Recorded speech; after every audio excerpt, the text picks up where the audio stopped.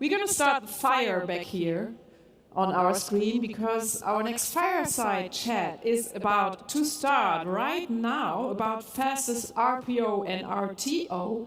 And for that, I give the stage to Jochem de Greef and Bas Welman. Welkom.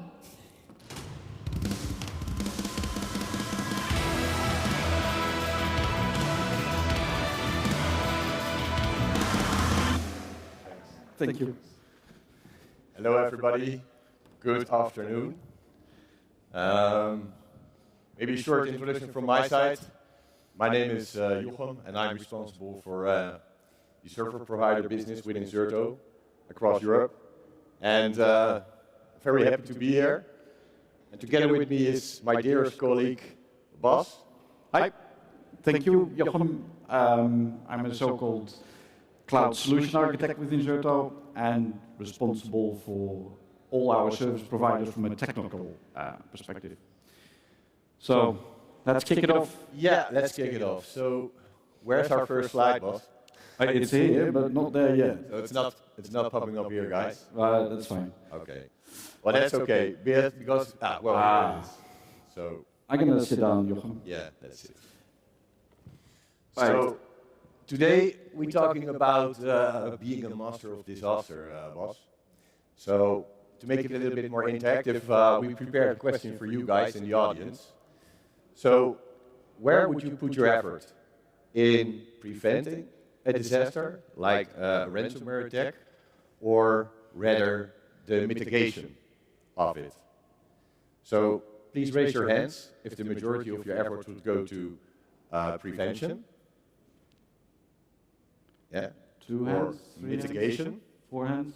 Mitigation, 2, 3, 4, 5. And both? Or maybe a combination of both. All right. Interesting results.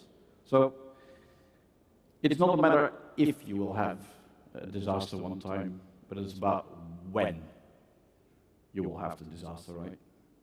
So yesterday I was reading one of those professional blogs, right? And apparently 11 seconds, every 11 seconds, a disaster or a ransomware incident or anything happens.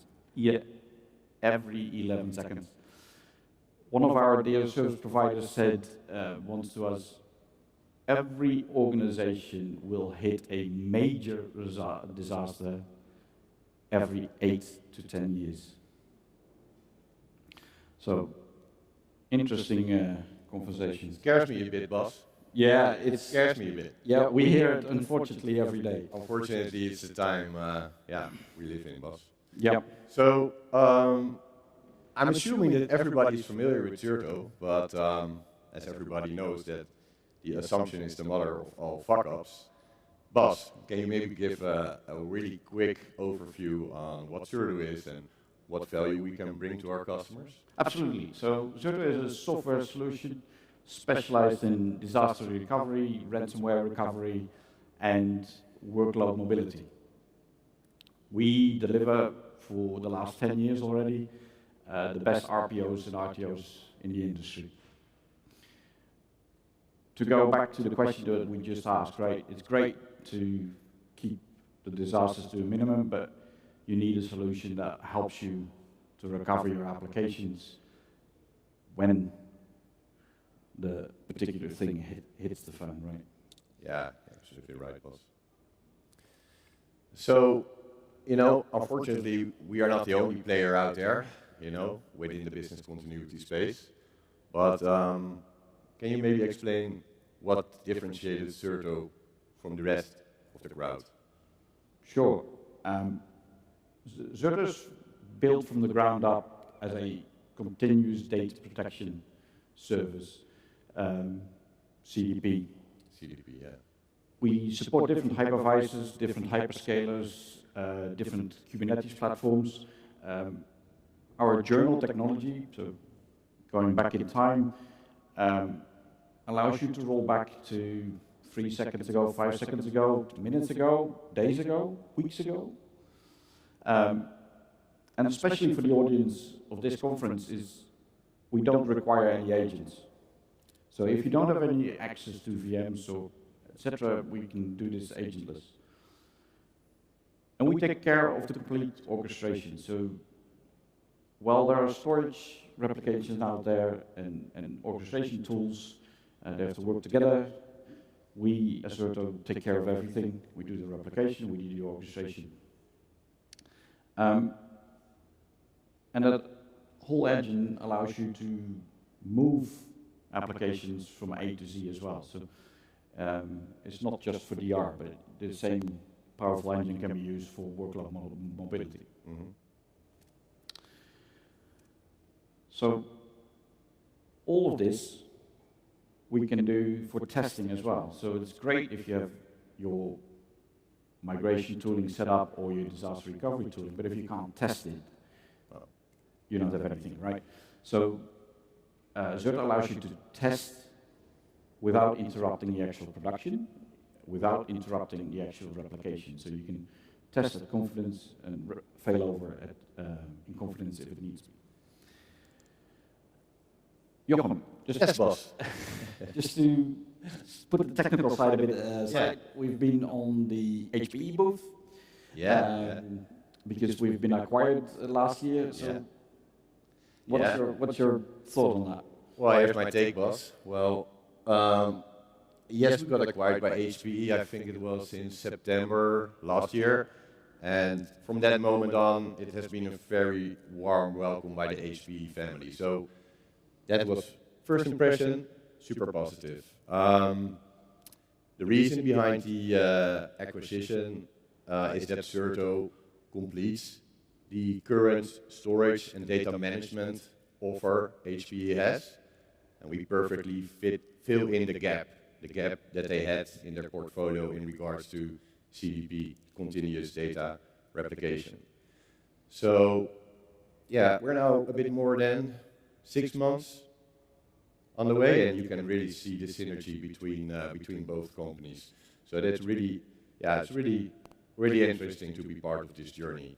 And HPE, they have such a large customer base, and for us, from a Zerto perspective, it's a great opportunity, to reach out to all those customers and to evangelize the true value Zerto can bring. So, in short, I'm super excited. Cool. Looking forward to the future, Bas. Cool. So I heard you mentioned ransomware a bit earlier, and of course everybody knows that this is a very hot topic at this moment, unfortunately. But could you maybe elaborate a little bit more on how you would recover from an incident or a disaster like a ransomware attack? Absolutely. So traditionally we would recover using a backup, right? Yeah. Or a storage snapshot that has been replicated to another site. CDP, in combination with a journal like we do, allows you to go back just a couple of seconds ago, right? It's near sync, 3 seconds, 10 seconds, a couple of minutes. So you can recover very quickly, and it could be files, that could be VMs, that could be Kubernetes applications, could be a group of VMs that form an application, could even be a whole site. Of course, in some of the ransomwares that are out there, they could be dormant for a while, right? They could sit there for doing nothing. Doing nothing. So when you recover, it might still be there, but not activated. But at least you can go back in time very quickly. You can get your security guys involved and start your cleansing process, and you can keep them disconnected from the network, right? You don't have to connect everything. Depends how you want to orchestrate it, but at least you can quickly start the whole process of investigation, cleansing, etc., etc. Yeah, that sounds really efficient, Bas. But can you also do this at scale? Yes. Yeah. Absolutely. So we've been doing this for 10 years. We can deliver very nice RPOs. We can't mention all the names of our customers always, but we can at least mention one big name here. We deliver average RPO of 8 seconds at United Airlines, and that's across 4,000 VMs. Yeah, that's talking about scale, Bas. Yep. A more local-based manufacturer in the German-speaking region, they do 1,200 VMs with a average RPO of 5 seconds. Impressive. And if we take a sample across service providers, that's what we're here for, right? It's we took a sample of 10,000 VMs across multiple service providers, and they have an average RPO of 11 seconds. Yeah, that's interesting. Yeah, RPO is important, of course, but how about RTO? Because that's even equally important, right? Actually, RTO is more important. Really? Okay. In my eyes. Yeah. Of course, there are exceptions where really RPO 0 is required, but it's about bringing back the application and get the business back to work. Reduce the revenue loss, right? Recent POC we did, we achieved a RTO of 2.5 minutes across 200 VMs. And the geo difference between or the distance between the two data centers were about 180 kilometers. So it shows that we're not bound to geo, right? We can replicate between the US and Japan, no issue. So let's elaborate a little bit more on the service providers. You already touched that. You know, for us, our focus is there. Absolutely. We see that we have a solid and loyal, mature customer base, which is growing year over year. So you can definitely see that the offer, you know, brings real value to these service providers. What are the main use cases? What do you see in the market out there? There are many, but let's start with the three most used ones. And Yeah. maybe I think we have a bit of time to dive even a little bit further. The three main ones. The first one is DRaaS as a service. What we mean with DRaaS as a service is where a service provider delivers a service where a on-premise customer, an enterprise, medium, small business, doesn't matter the size, delivers a service where the customer can fail over from on-premise towards a service provider. It eliminates the need of a second or third data center. Of course, you've got larger enterprises which would have multiple headquarters that can replicate to multiple sites, etc., etc. But from on-premise to the service provider. So that's the disaster recovery as a service. Yeah. Yeah. And that's like other products in the market, like backup as a service. It's a great crowbar, right? You get into the customer with DRaaS as a service. Yeah, I can imagine. And from there, you can build out the trust. You can see how it runs in your data center. Customers get familiar, and you can start selling infrastructure as a service. Yeah, or all your additional services around it. Yeah. Absolutely. The other one for managed service providers is Zerto Insight, we always say internally, right? It's using Zerto to deliver the best RPOs and RTOs for the customer, fully managed, fully orchestrated, independent from platform, compute, storage, geo, doesn't matter, but really just fulfill that SLA of 99.99. 100% independent, right? Yep. So it doesn't matter if you run on storage A on the one side or HPE on the other side. Yeah. Or you use traditional VLANs on one side and a NSXT environment on the other side. That doesn't matter. And the third one is migration and onboarding, as we call it. So make it easy to absorb a new customer into your cloud offering.